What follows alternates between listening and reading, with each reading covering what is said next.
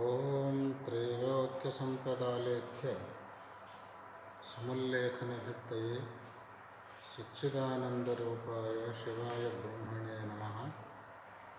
यामाहुः सर्वलोकानां प्रकृतिं शास्त्रपारगाः तां धर्मचारिणीं शम्भोः प्रणमामि परां शिवाम्।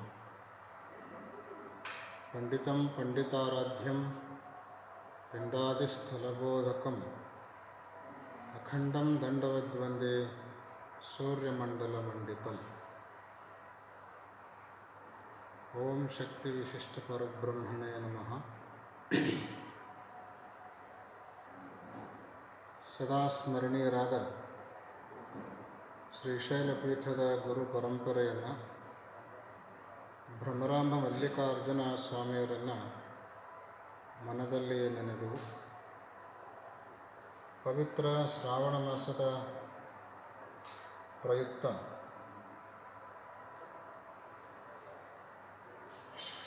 ತಂತ್ರಜ್ಞಾನದ ಆನ್ಲೈನ್ ಮೂಲಕ ಪುಣ್ಯನಗರಿಯಿಂದ ಪ್ರಸಾರಗೊಳ್ಳುತ್ತಿರುವ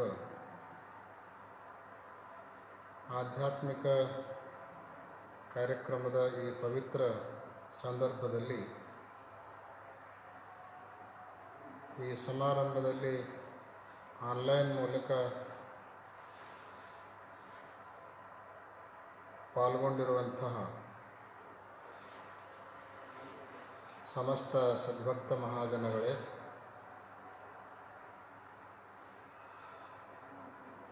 आज श्रावण मास यह एक पवित्र मास मानकर भारत देश में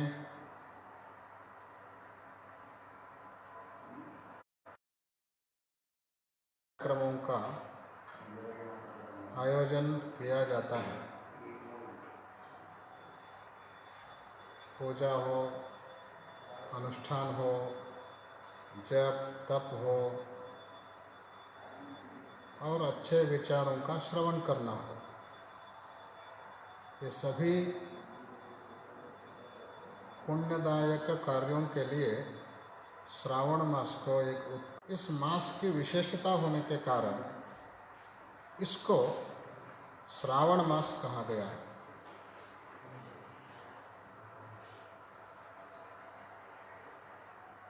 आज के श्रावण मास के इस पवित्र अवसर पर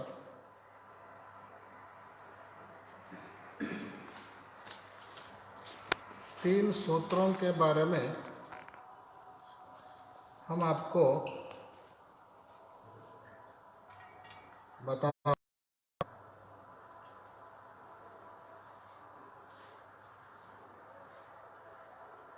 एक जीवन का सूत्र है और दूसरा धर्म का सूत्र है, आरोग्य का सूत्र।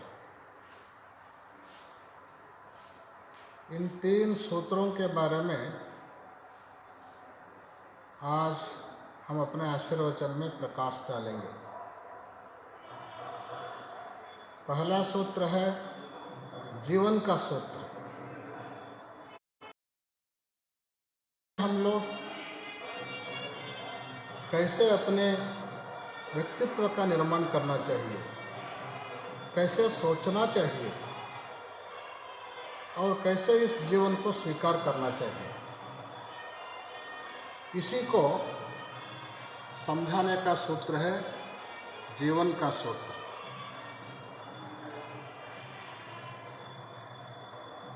हमारे जीवन को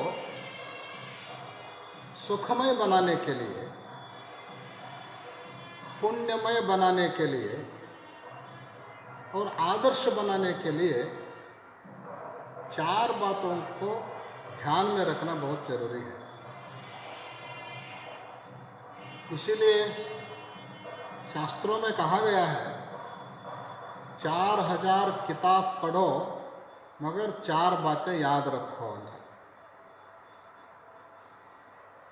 4000 किताब पढ़ने के बावजूद भी ये चार बात अगर हम ध्यान में नहीं रखेंगे, वो 4000 किताब पढ़ना भी हमारे लिए व्यर्थ हो जाता है। ऐसे अमूल्य बातें हैं चार बातें। क्या है ये चार बातें? इनमें से दो बातें याद करने जैसे हैं और दो बातें भूल जाने जैसे हैं। बिल्कुल भूल जाना चाहिए और दो बातें हैं बिल्कुल याद रखना चाहिए, कभी भी नहीं भूलना चाहिए, सदा सदा ध्यान में रखने बात। पहले ध्यान में रखने वाली बात हम आपको बताएंगे। दो बातें हैं ध्यान में रखने वाली बात। पहला है भगवान एक है, इसको ध्यान में रखना है। वह भगवान हम जो भी करते हैं या जो भी हमने किया है और जो भी हम करने वाले होते हैं उन सभी का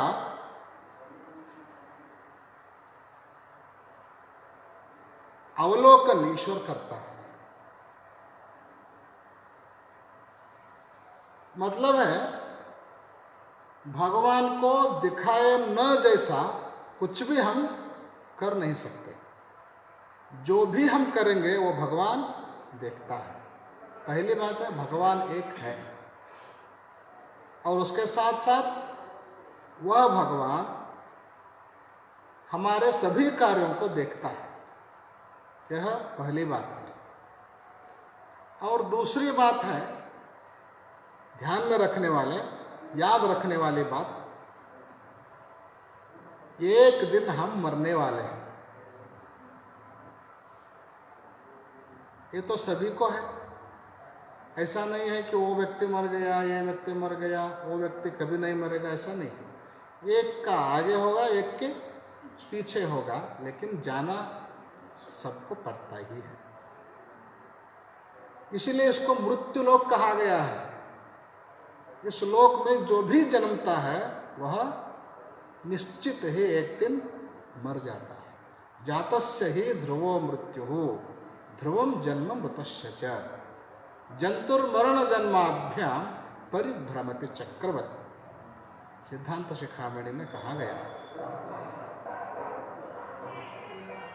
इस दुनिया में जो भी पैदा होता है वो एक दिन अवश्य नष्ट हो जाता है, मर जाता है।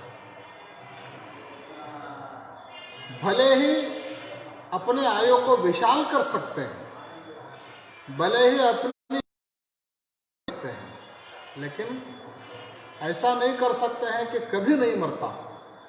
संभव ही नहीं है। यह भी एक बात ध्यान में रखने वाली बात है। और इसके साथ साथ एक और बात जोड़ना है। जब हम मरते हैं, जब हमारा जाने का वक्त आता है, उस समय हमारे साथ कुछ भी नहीं आता, कोई भी नहीं आता। अकेले को ही जाना पड़ता है और वो भी खाली हाथ जाना पड़ता है, खाली हाथ। हमने सुना है एक जमाना ऐसा था, एक राजा के बारे में एक संत ने लिखा है। एक जमाना ऐसा था, सारे जहां के माली थे, राजा था। एक जमाना ऐसा था, सारे जहां के माली थे, पूरे दुनिया के मालिक था। उसकी अंतिम यात्रा चल रही थी। उस समय मंत्री को राजा ने कहा था, मेरे देह को जितना भी अलंकार करना हो करो, लेकिन मेरे हाथ को खाली रखना और सबको दिखाए जैसा रखना। वैसा व्यवस्था करके अंतिम यात्रा निकालना है। उस यात्रा को देख करके संत कहते हैं, एक जमाना ऐसा था, सारे जहां के माली थे, जब दुनिया से निकले तो दोनों हाथ खाली थे, दोनों हाथ खाली थे।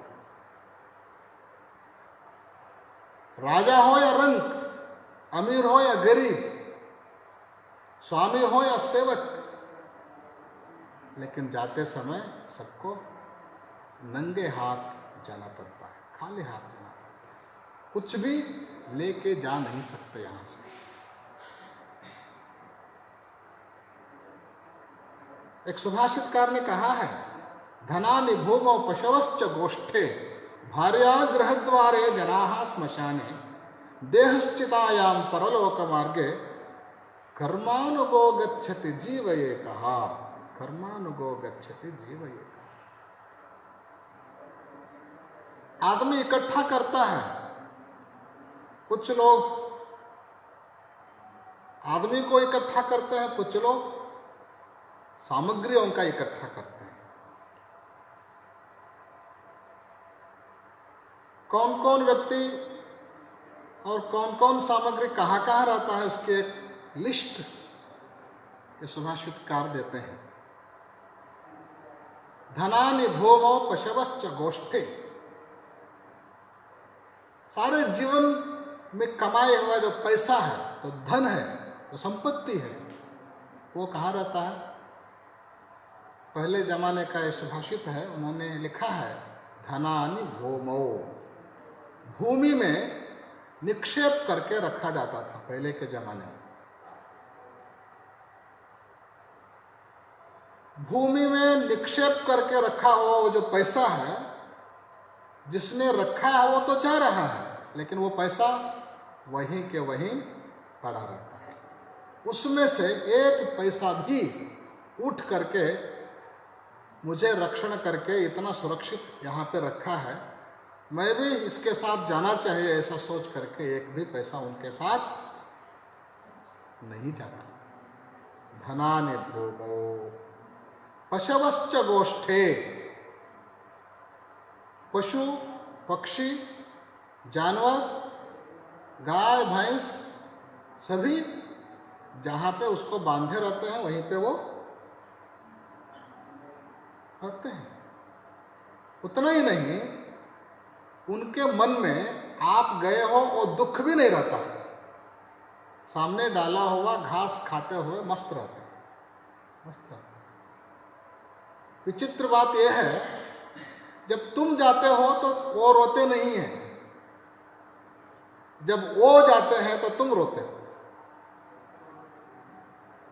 वो जाते हैं तो तुम रोते हो, लेकिन तुम जाते हो तो वो रोते नहीं हैं। इसके पीछे का एक सत्य भी हम आपको बता देते हैं। असल में तुम भी वो गए हैं इसलिए नहीं रोते हो, तुम रोते हो इसलिए क्योंकि उसके लिए जो पैसा तुमने खर्च किया था वो पैसा नष्ट हो गया। ऐसा सोच करके पिछले इतने ही दिनों में मैंने 1 लाख रुपया दे करके इसको खरीद के लाया, घर आके 2 महीना ही नहीं हुआ ये मर गया, ऐसा सोच करके तुम रोते हो। मतलब उसके लिए नहीं रोया, बल्कि पैसे के लिए रोया। जानवर भी जानते हैं, मेरे परिवार के सदस्य जब गुजर गए, ये व्यक्ति पैसा के लिए रोया है, हमारे परिवार के लिए नहीं रोया, इसलिए जब ये मरता है तो हम क्यों रोए, ऐसा सोच करके सामने डाले हुए आहार खाते हुए मस्त रहते हैं। पशवश्च गोष्ठे भार्या गृहद्वारे, शादी किए हुए जब पत्नी घर के दरवाजे ज्यादा से ज्यादा स्मशान तक आती है। जनाः स्मशाने, लोग आते हैं स्मशान तक। आप जाते समय आपको मुट्ठी भर मिट्टी दे देते, बस, उससे ज्यादा कोई कुछ दे नहीं सकता है। उसके बाद अकेले को ही जाना पड़ता है, एकाकी यात्रा करनी पड़ती है।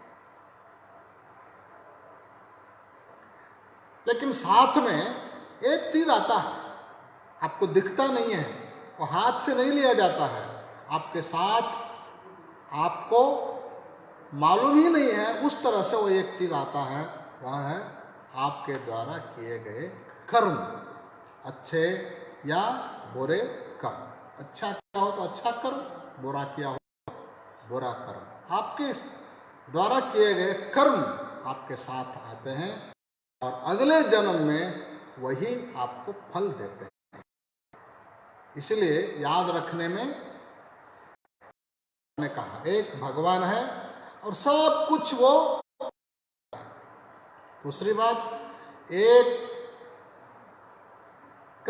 दिन हम मर जाते हैं और मरते समय हमारे साथ कुछ भी नहीं आता। जीवन का सूत्र है। ये 2 बातें याद रखने से क्या होता है, क्यों याद रखनी चाहिए, इससे क्या प्रयोजन? बहुत बड़ा प्रयोजन है।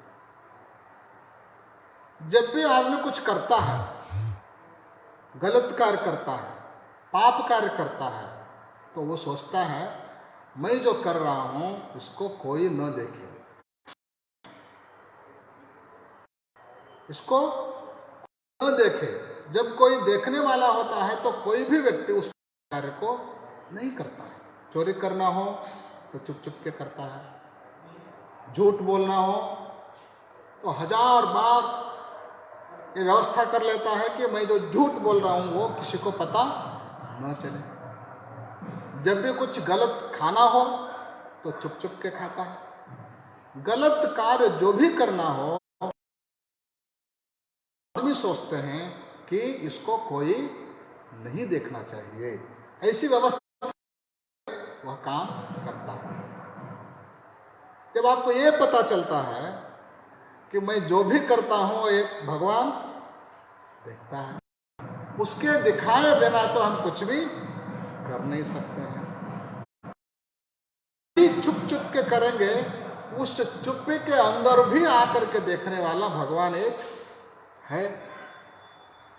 जब ये ध्यान है तो उस समय कार्य कर सकते। मन आपको प्रेरणा देता है गलत कार्य करने के लिए। जब भगवान है, भगवान देखता है, सब कुछ देखता है, तो जब सदा सदा अवधारण रहता है उस समय कार्य के प्रति मन उत्सुक नहीं होता है और डर जाता है। यह एक प्रयोजन है।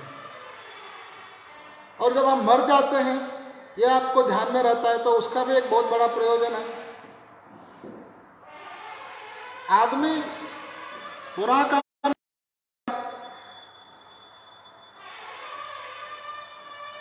ज्यादा से ज्यादा पैसा कमाने के लिए, इसलिए कहा है पाप का बाप कौन है? पाप का बाप लोभ है। लोभ है। लोभ के कारण ही पैसा आदमी पाप करता है।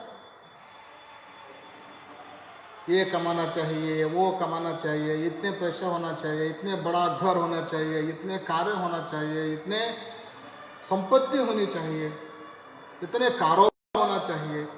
ये सब सोच करके व्यक्ति पाप भी करने को राजी हो जाता है। जब उसको अगर ये ध्यान में रहता है मैं एक दिन मरने वाला हूँ और मेरे साथ ये सदैव अगर आप हो तो आपका लोभ क्यों भाग जाता है?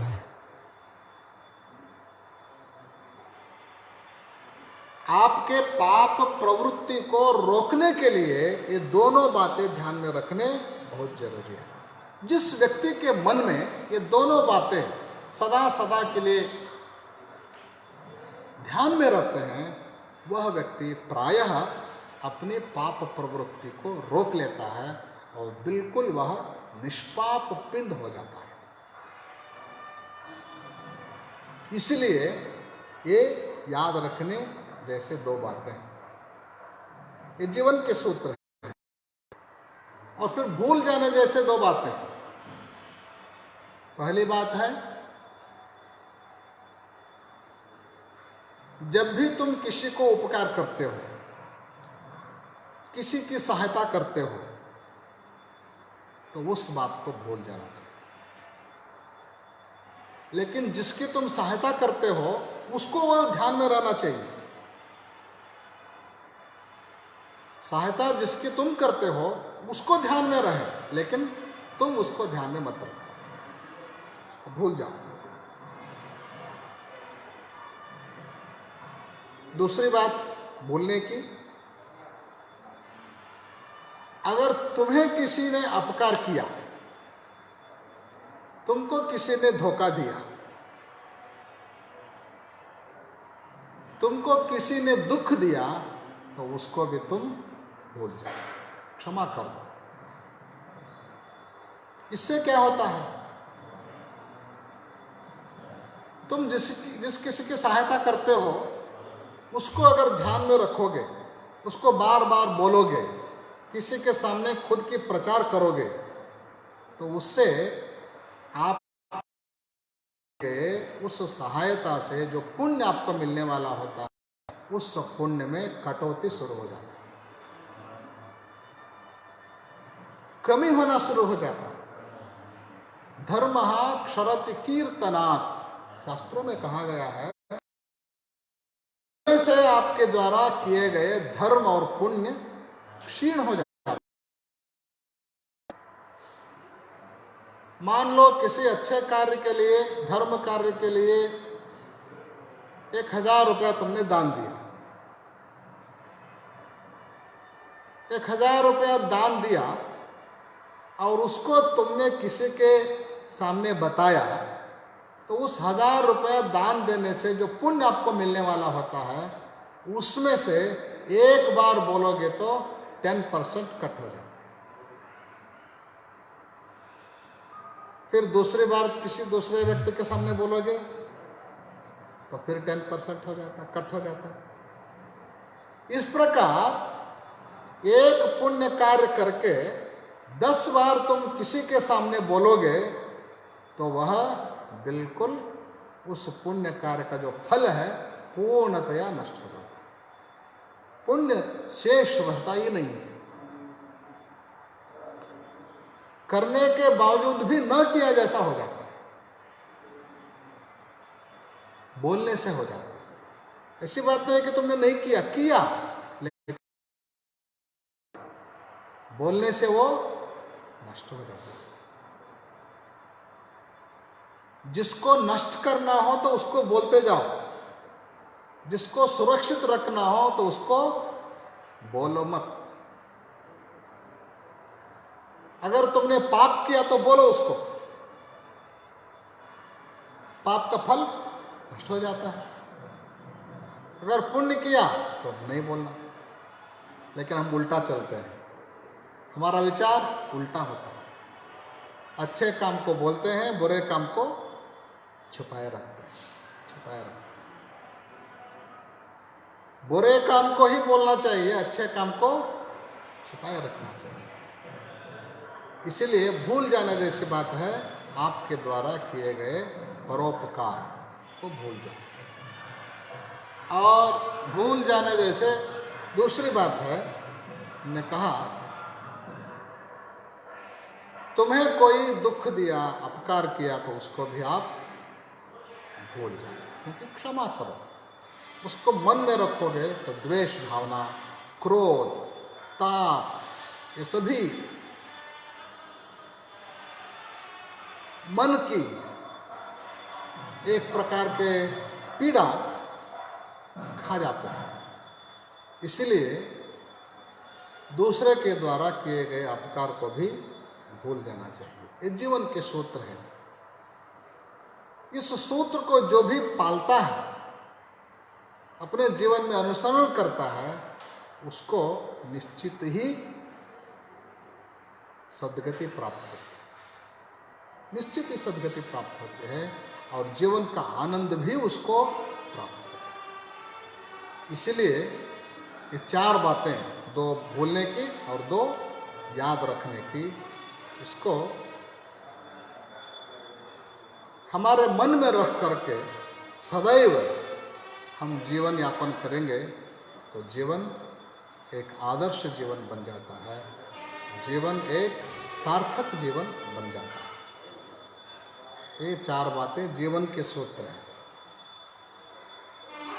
और दूसरा सूत्र है धर्म का सूत्र।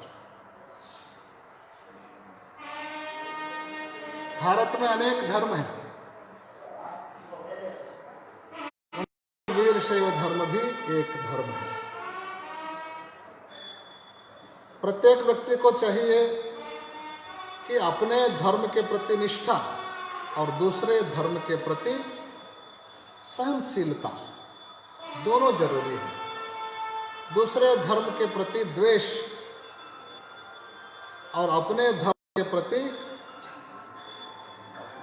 अनिष्ठा नहीं होनी चाहिए। अपने धर्म के प्रति निष्ठा और दूसरे के धर्म के प्रति सहिष्णुता, ये दोनों जरूरी है। खास करके वीरशैव धर्म ने यह अनादिकाल से बताते आया है। इसीलिए इस धर्म की व्याख्या करते समय कहा गया है, विरोधरहितम शैवम वीरशैवम विदुर्बुधः। वी का मतलब है विरोध, र का मतलब है रहित न होना। विरोध किसी के साथ भी न होना ही वीरशैव धर्म का एक लक्षण बताया गया है। विरोध न करते हुए सबके साथ मिलजुल करके प्रेम भाव से रहना ही वीरशैव धर्म का और वीरशैव धर्म में रहने वाले व्यक्ति का सामाजिक लक्षण है, सामाजिक लक्षण है। ऐसे वीरशैव धर्म का सूत्र, जिसको हम कोड संख्या कहते हैं, आजकल प्रत्येक वस्तु को संख्या के द्वारा ही पहचानने का एक बहुत बड़ा उपक्रम शुरू हुआ।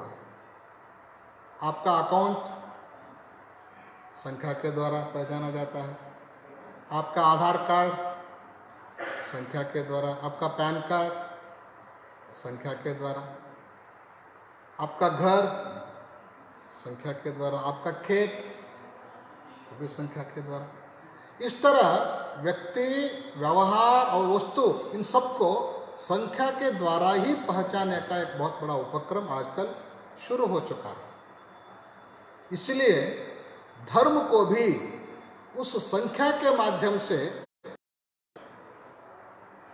पहचानना आधुनिक दृष्टिकोण से बहुत सोच करके हमने इसके लिए एक कोड संख्या निर्धारित किया है।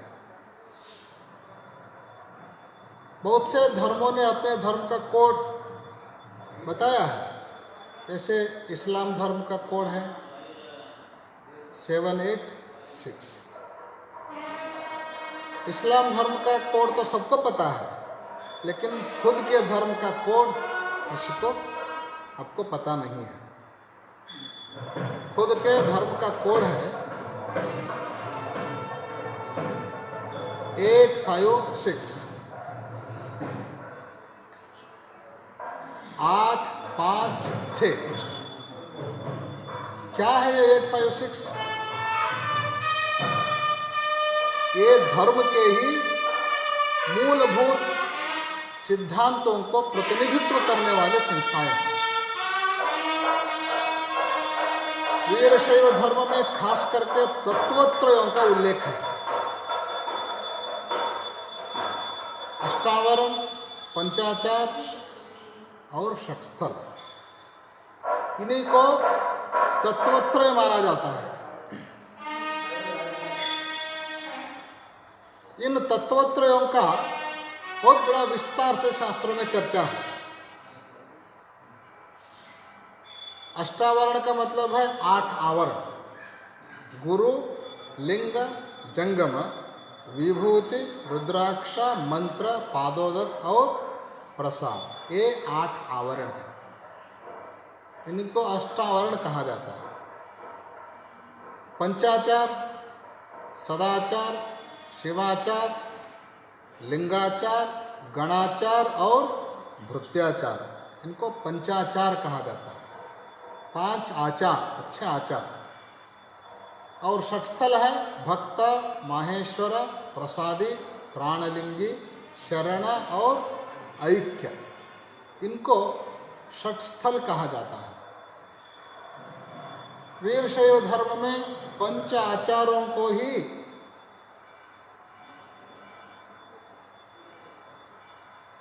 प्राण कहा गया है, अष्टावरण को ही अंग कहा गया है और षटस्थल को ही आत्मा कहा गया है। यह एक साधना शरीर है। जैसे साधन करने के लिए प्रत्येक व्यक्ति को शरीर की आवश्यकता है, उसी प्रकार वीरशैव धर्म में इस धर्म की साधना के लिए ये तीनों सिद्धांत तत्व बहुत जरूरी है। ये तीनों सिद्धांतों में एक शरीर है, एक प्राण है, एक आत्मा है। अष्टावरण शरीर है, पंचाचार प्राण है, षटस्थल ही आत्मा है। इस तरह साधना रूपी शरीर को हमारे जीवन में ला करके हम साधना को आगे ले जा सकते हैं। इन्हीं साधनाओं को प्रतिनिधित्व करने वाले ये संख्याएं हैं। 8 का मतलब है अष्टावरण, 5 का मतलब है पंचाचार, और 6 का मतलब है षटस्थल। इसको थोड़ा सा ध्यान में रखना चाहिए। धर्म के सभी सूक्ष्म विचारों को भले ही आपको समझना, ध्यान में रखना या बोलना कष्ट होता हो, लेकिन ये 3 तत्वों का केवल नाम मात्र ध्यान तो प्रत्येक वीरशैव धर्म के अनुयायी को आवश्यक रूप से समझना चाहिए। इसलिए हम आपसे आज कहना चाहते हैं, प्रत्येक व्यक्ति आप अपने घर में बोर्ड में या कागज में या नाम फलक में वीरशैव लिंगायत धर्म का कोड 856 और उसके नीचे 8 का मतलब अष्टावरण। अष्टावरण यानी गुरुलिंग जंगम विभूति रुद्राक्ष मंत्र पादोदक प्रसाद, उसके नीचे लिखो। फिर 5 यानी पंचाचार, उसके नीचे सभी पंचाचार को लिखो। और फिर उसके आगे 6 यानी षटस्थल, उन सभी का नाम लिखो। इस तरह से एक फलक बना करके प्रत्येक व्यक्ति अपने घर में उसको रखो। आते समय, जाते समय, बूढ़े, बुजुर्ग, बच्चे, सभी लोग आते समय जाते समय उसको पढ़ना, ध्यान में रखना। आपको बिना परिश्रम के ही वो पाठ हो जाता है। और इस संख्या को खूब प्रचार करना।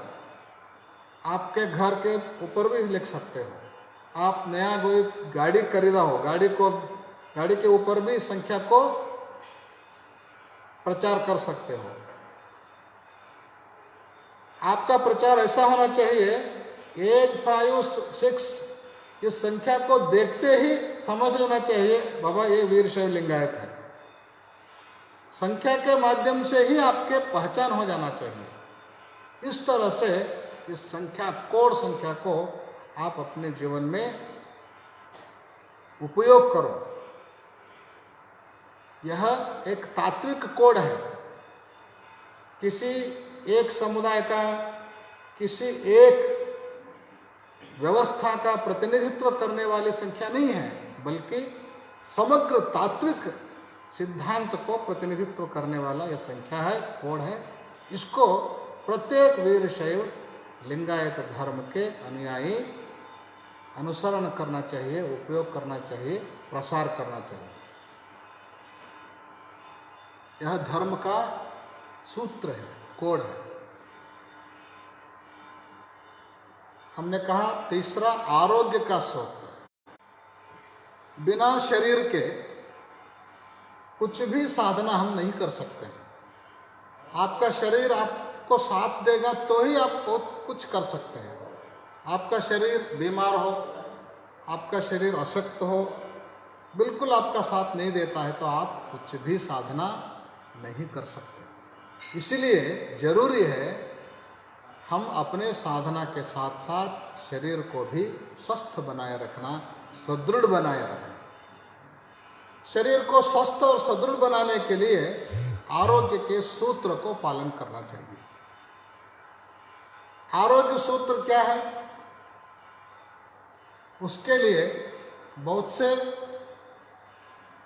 वैद्यों से, डॉक्टरों से चर्चा करके एक सूत्र का हमने प्रचार करना शुरू किया है। वो सूत्र है 642211। 642211 सबको ध्यान में रखना है। 642211 ये फोन नंबर नहीं है, आरोग्य का सूत्र का नंबर है। 6 का मतलब क्या है? 6 यानी 6। 6 का मतलब है आप स्वस्थ रहने के लिए, सुदृढ़ रहने के लिए दिन में यानी प्रतिदिन कम से कम 6 घंटा सोना चाहिए, निद्रा होनी चाहिए। जो व्यक्ति को निद्रा की कमी होती है या जिस व्यक्ति को निद्रा ज़्यादा होती है, दोनों रोग माने गए हैं। अनिद्रा को भी रोग माना गया है, अति निद्रा को भी रोग माना गया है। इसलिए 6 घंटा सोना चाहिए। आजकल बहुत से लोगों को नींद की ही बहुत बड़ी समस्या है, नींद ही नहीं लगती है। हम तो सोना चाहते हैं लेकिन क्या करना, नींद नहीं लगती है। उसके लिए बहुत से लोग गोलियां लेते हैं या उल्टे सीधे फलाना ठिकाना कुछ न कुछ करना पड़ता है, करना शुरू करते हैं। नींद के लिए हम बहुत बार कहते रहते हैं, गोलियां मत लो, लेकिन कुछ विचारों को सोचो, अपने आप नींद आपको आ जाती है। नींद आने के लिए क्या सोचना चाहिए?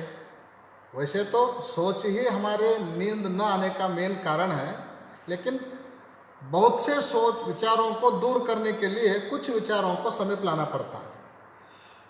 ऐसे विचार 3 विचार हैं। जब आप बेड को जाते हो, बिस्तर पे जाते हो, जाने के बाद 3 बातें सोचना है। पहली बात है, हमारे इस दुनिया में कोई भी नहीं है। हमारे इस दुनिया में कोई भी नहीं है। दूसरों को बताना नहीं, केवल मन में सोचना। अगर घर में रहने वाले अपने लोगों को ये बताए तो फिर झगड़ा शुरू हो जाता है। इसलिए बताना नहीं, केवल मन में सोचना, हमारा कोई नहीं है। केवल सोचना इसको।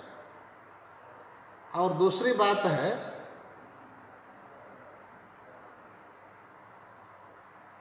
हमें कुछ करना नहीं है, कुछ भी करना नहीं है।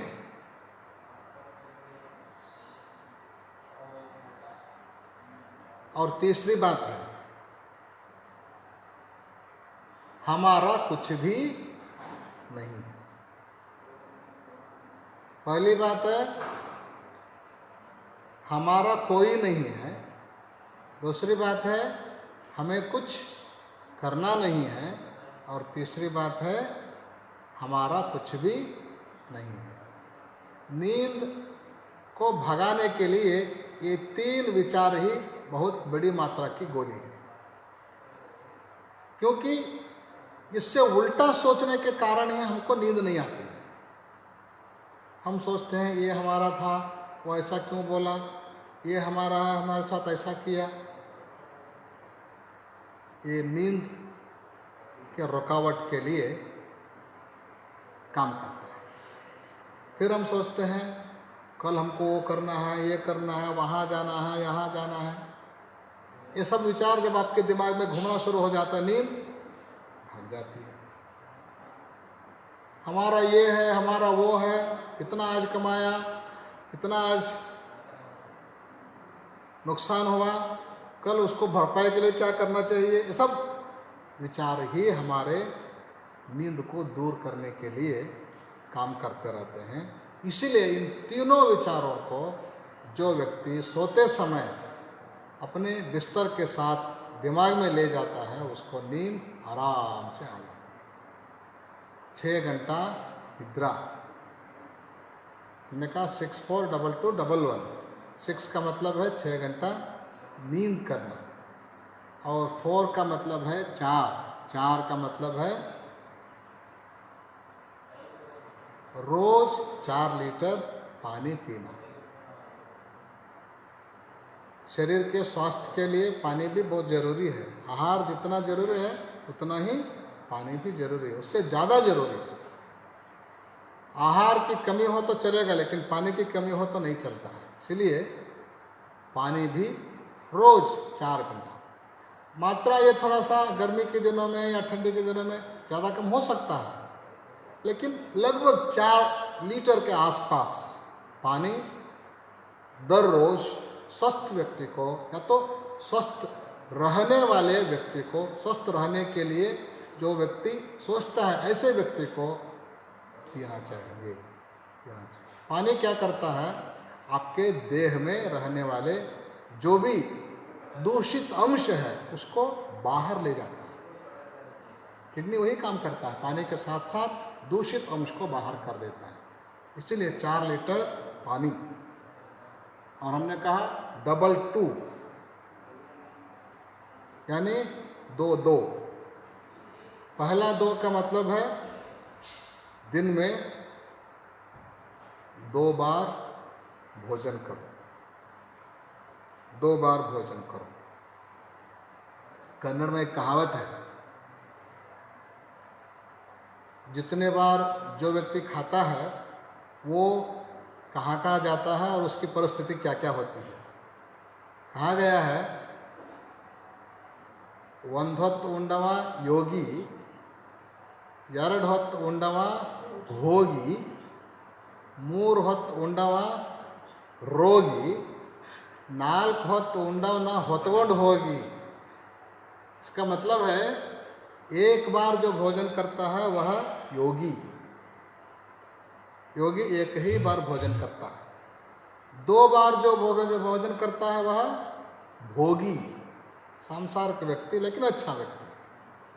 3 बार जो भोजन करता है वो रोगी, रोग होना शुरू हो जाता है 3 बार भोजन करने वालों को। और जो 4 बार भोजन करता है दिन में, उसके लिए कहा गया है अब वो इस दुनिया में रहने लायक नहीं है, उसको स्मशान ही ले जाओ, उठा के ले जाओ। इसीलिए भोजन हमारे स्वस्थ जीवन के लिए, आरोग्यपूर्ण जीवन के लिए बहुत जरूरी है। इसीलिए उपनिषदों में कहा गया है कौन आरोग्यवान है, कौन स्वस्थ है। उपनिषद ऋषियों ने पूछा है को रुक, रुक का मतलब है आरोग्यपूर्ण, कौन स्वस्थ है। तो फिर उन्होंने ही मितभुक ऋतुभुक,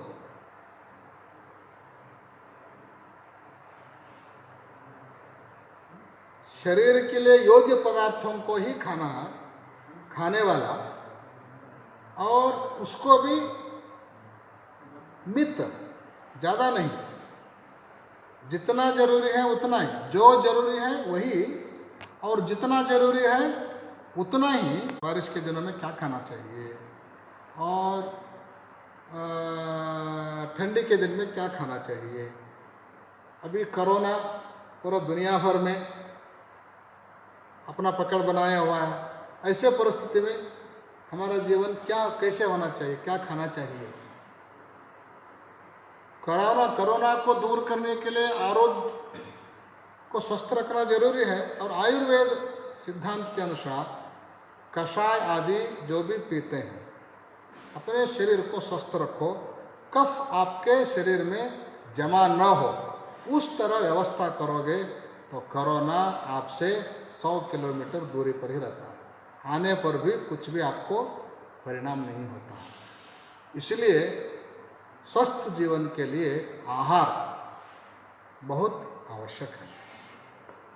इसलिए स्वस्थ रहने के लिए 2 बार दिन में भोजन करना चाहिए। अगर ज़्यादा भूख लगती हो, बीच बीच में उपवास सहन, 2 का लक्षण है दिन में 2 घंटा व्यायाम करो, सुबह 1 घंटा, शाम को 1 घंटा।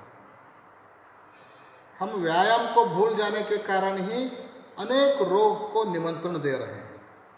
शरीर का कुछ भी श्रम नहीं है, सब मशीन कर रहे हैं, आदमी अस्वस्थ होते जा रहा है। मशीन के कारण आदमी अस्वस्थ होते जा रहा है।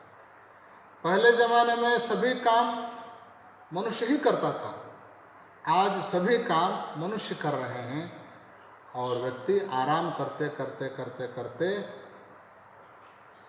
अस्वस्थ हो रहा है, और अनेक रोगों को निमंत्रण दे रहा है।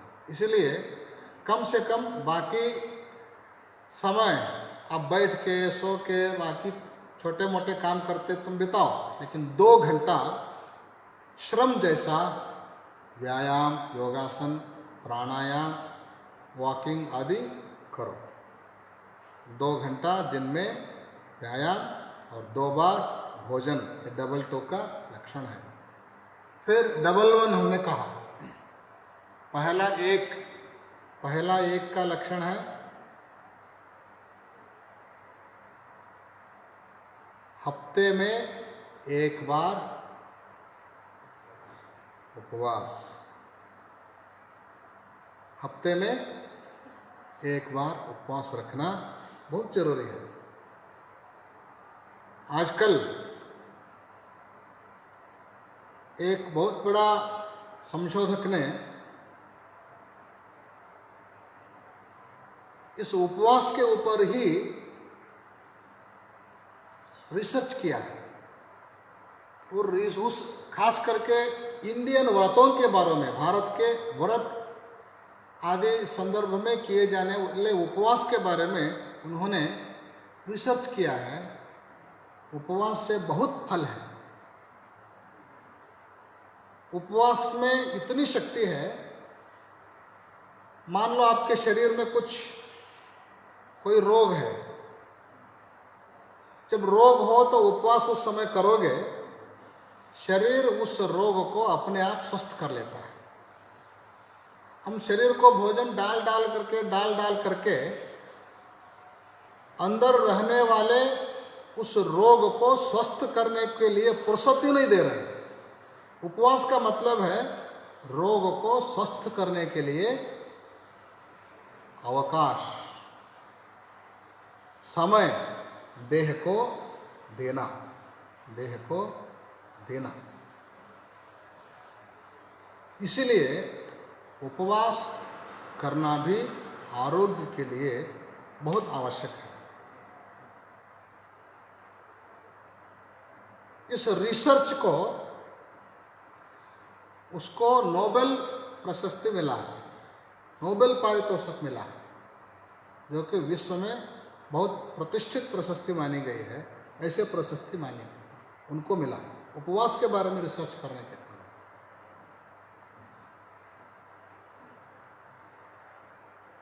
यह हफ्ते में 1 बार उपवास करना स्वस्थ जीवन के लिए। और एक बचा है, दिन में कम से कम 1 बार भगवान की पूजा करना, प्रार्थना करना, ध्यान करना, मन को शांत रखने के लिए समय बिताना। इसको आप दिन में 2 बार बांट करके आधा घंटे में बांट सकते हैं। सुबह आधा घंटा, शाम को आधा घंटा, या आपको शाम को फुर्सत नहीं मिलती है तो सुबह ही 1 घंटा तुम कर सकते हो। इस तरह ये 6-4-2-2-1 है, इसको ध्यान में रखना है। फिर एक बार हम आपको बता देते हैं, 6 घंटा निद्रा, 4 लीटर पानी, 2 बार भोजन और 2 बार व्यायाम करना 2 घंटा, और हफ्ते में 1 बार उपवास, दिन में कम से कम 1 बार भगवान की प्रार्थना, ध्यान, पूजा आदि कर सकते हैं। इतना जो व्यक्ति करता है वह शारीरिक दृष्टि से, मानसिक दृष्टि से, दोनों दृष्टि से वो स्वस्थ हो जाता है। और जो व्यक्ति स्वस्थ होता है वही धर्म कर सकता है, और जो व्यक्ति धर्म के मार्ग पर चलता है उसी का जीवन आदर्श जीवन माना जाता है, सार्थक जीवन माना जाता है। इसलिए अपने जीवन को सार्थक बनाने के लिए जीवन के सूत्र और जो मार्ग जीवन को सार्थक बनाता है उस मार्ग के धर्म का सूत्र और धर्म के लिए शरीर बहुत मुख्य होने के कारण उस शरीर को स्वस्थ रहने के आरोग्य सूत्र, इन 3 सूत्रों को हम आज आपको समझाने का प्रयत्न किया है। हम आशा करते हैं आप इन तीनों सूत्रों को ध्यान में रख करके अपने जीवन को सार्थक एवं आदर्शपूर्ण बनाएंगे। उसके लिए जगत गुरु पंचाचार्यों का और श्रीशैल पीठ के सभी आचार्यों का, पीठाचार्यों का और भ्रमरांबा सहित मल्लिकार्जुन स्वामी का सन्मंगल आशीर्वाद आपके ऊपर सदैव बने रहे, ऐसे शुभेच्छा व्यक्त करते हुए हमने पिछले बार भी कहा था, कोरोना के इस भयानक संदर्भ में बहुत से लोग धर्म से जुड़े रहने के लिए कोशिश तो करते हैं, लेकिन उनको अवकाश नहीं होने के कारण वह चिंतित थे। ऐसे लोगों को सहायता करने के लिए पुणे के हमारे महेश स्वामी ने इस तंत्रज्ञान के माध्यम से अनेक लोगों को धर्म को, धर्माचार्यों के विचारों को पहुंचाने का बहुत अच्छा प्रयास, उपक्रम उन्होंने शुरू किया है। खास करके महेश स्वामी अपना शरीर अस्वस्थ होने के बावजूद भी समाज के प्रति इतना कुछ वो काम कर रहे हैं। हम उनके लिए विशेष मंगल आशीर्वाद भी इस समय व्यक्त करते हुए श्रीशैल पीठ, यह 5 पीठों में से एक बहुत बड़ा पीठ है, जो कि ज्योतिर्लिंग, मल्लिकार्जुन ज्योतिर्लिंग, भ्रमरांबा शक्तिपीठ, इन दोनों के बीच विराजमान एक ही पीठ है, वो श्रीशैल पीठ है। ज्योतिर्लिंग और शक्तिपीठ के इतना नज़दीक कोई भी पीठ नहीं है। यह एक श्रीशैल पीठ दिव्य भव्य है, बहुत बड़ी परंपरा है। राज महाराज भी इसको दान दक्षिणा दिए हुए पीठ है। और इस पीठ की परंपरा में बहुत बड़े बड़े तपस्वी, विद्वान, आचार्य, पीठाचार्य हुए हैं। उनमें से जगत गुरु वागीश पंडिताराध्य जी का बहुत बड़ा योगदान इस पीठ के उद्धार के लिए रहा है। इस क्षेत्र के और इस पीठ के, समाज के उद्धार के लिए उन्होंने बहुत बड़ा काम किया है। और हमारे गुरुजी जगत गुरु उमापति पंडिताराध्य भगवत पाद महास्वामी जी भी इसके लिए बहुत काम उन्होंने किया है। इस तरह पीठ, क्षेत्र और समाज के उद्धार के लिए पीठाचार्यों का बहुत बड़ा योगदान रहा है। उसी श्रृंखला में श्रावण मास का अनुष्ठान प्रस्तुत श्रीशैल जगत गुरु महास्वामी जी का श्रीशैल क्षेत्र में चल रहा है। हम सोचते थे कोरोना का इस संदर्भ में लोग हमारे पास नहीं आएंगे, लेकिन हमारे विचारों को लोगों को कैसे पहुंचाना है। लोग सोचते थे महास्वामी जी के पास हम जा नहीं पाएंगे, कैसे महास्वामी जी से मिलना। दोनों की चिंता को दूर करने का कार्य हमारे महेश स्वामी ने किया है। इस तंत्रज्ञान के माध्यम से उनको और इस तंत्रज्ञान से जुड़े सभी सद्भक्तों को और एक बार सन्मंगल आशीर्वाद व्यक्त करते हुए आज का हम आशीर्वचन पूर्ण करते हैं। ओम शांति ही शांति ही शांति।